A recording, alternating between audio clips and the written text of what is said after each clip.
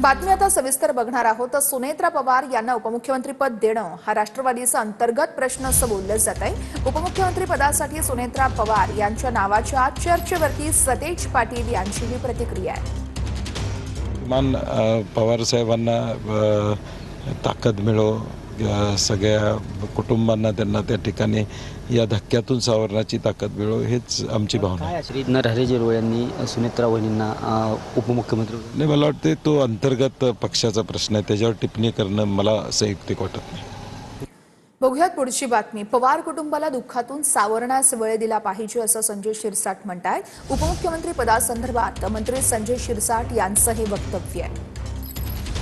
माणसापेक्षा आता पदाला महत्व जास्त प्राप्त झालंय। या चर्चा आता व्हायला नको होत्या। आणखीन त्यांची अगदी शांतही झाली नाही। आज त्यांचा राग सावरण्याचा कदाचित दिवस असावा। अशा वेळेला पक्षाचा नेता कोण, उपमुख्यमंत्री कोण होणार, राष्ट्रवादी शरद पवारचं अजितदादाचं मनोमिलन होणार का, ते एकत्रित येणार का, मला वाटतं या चर्चा करायला थोडा वेळ द्यायला पाहिजे होता। तरी या चर्चा घडायला लागलेल्या आहेत। म्हणजे पदाला किती महत्व आहे माणसाच्या आयुष्यापेक्षा हे आता सिद्ध व्हायला